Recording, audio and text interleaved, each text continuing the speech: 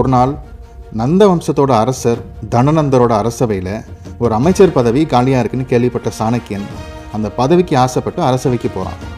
அரசவையில் சாணக்கியனோட தோட்டத்தை பார்த்து அங்கே இருந்தவங்கெல்லாம் கேலி பண்ணி சிரிக்கிறாங்க. கடுப்பான சாணக்கியன் அங்கேயே அண்ணாமலை ரஜினி மாதிரி, அசோக் இன்னைக்கு உன்னோட காலண்டரில் குறித்து வச்சுக்கோ அப்படிலாம் பஞ்ச் டயலாக் பேசணும்னு ஆசைப்பட்டான். ஆனால் அரசர் முன்னாடி வீரவாசனம் பேசினா உயிர் போயிருமே. அதனால் சாணக்கியனால் முடிஞ்சது ஏதோ தன்னோட கொண்டே அவுத்து விட்டது மட்டும்தான். அண்ணாமலை ரஜினி வசனத்தை ஆள் இல்லாத இடமா பார்த்து பேசிக்கிட்டு இருந்தான். அப்போ அந்த இடத்துல ஒரு புல்லு தடுக்கி கீழே விழுந்துட்டான் சாணக்கியன். நம்மளை மதிக்காத அரசனை தான் ஒன்றும் பண்ண முடியல, இந்த புள்ளையாவது பழி வாங்குவோம் அப்படின்னு சொல்லிட்டு அந்த புல்லை தீ வச்சு கொளுத்திக்கிட்டு இருந்தான். அந்த இடத்துல இதை பார்த்துக்கிட்டு இருந்த ஒரு சின்ன பையன் சாணக்கியனை பார்த்து சிரித்தான். இவ்வளோ பெரிய கொண்டை வளர்த்தும் உங்களுக்கு அறிவு வளரலையே, உங்கள் கோபத்தை அந்த புல்லுக்கிட்டே காட்டுவீங்க. அந்த சின்ன பையன் சரியாக சொன்னதும் சாணக்கியனுக்கு அதிர்ச்சியாக இருந்துச்சு. தம்பி, உன்னை பார்த்தா அறிவாளி மாதிரி தெரியுது, நீ என்ன என் கூட வந்துடுறியா? எப்படியாவது வளர்ந்து அந்த தனநந்தனை போட்டு தள்ளிடு. வெளியில் யாராவது கேட்டாங்கன்னா நான் தான் உனக்கு திட்டம் போட்டு கொடுத்தேன்னு மட்டும் சொல்லு. அந்த தனநந்தனை கொல்ற வரைக்கும் நான் கொண்டை போட மாட்டேன். இது என்னோடய மாமியார் நாகம்மா மேலே சத்தியம். சாணக்கியன் தன்னோட சபதத்தை சொல்லி முடித்தான். கொண்டை போடாமல் இருக்கிறதெல்லாம் ஒரு சபதமா பாஸ்? சாணக்கியனை பற்றி சரியாக புரிஞ்சு வச்சுருந்த அந்த சின்ன பையன்தான் மௌரிய வம்சத்தை தோற்றுவித்த சந்திரகுப்த மௌரியர்.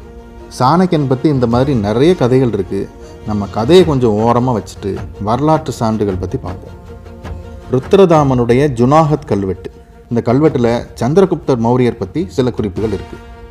சந்திரகுப்தர் மௌரியர் காலத்திலிருந்து கிபி 150ஆம் ஆண்டு வரைக்கும் நடந்த நீர் மேலாண்மை பற்றி இந்த கல்வெட்டு பேசுது.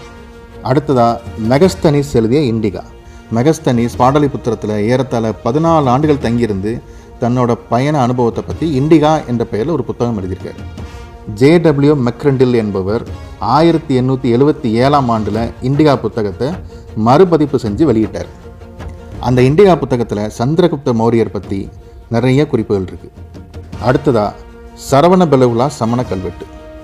சந்திரகுப்த மௌரியர் தன்னோட கடைசி காலத்தில் சமண முனிவராக மாறி இன்றைய கர்நாடகா மாநிலத்தில் இருக்கிற சரவணபெலகுலா அப்படிங்கிற ஊரில் தங்கியிருந்தார். இதை பற்றிய சான்றுகள் சரவணபெலகுலாவில் இருக்கிற சமண மத கல்வெட்டுகள் சொல்லுது. ஹலோ, ஒரு நிமிஷம்.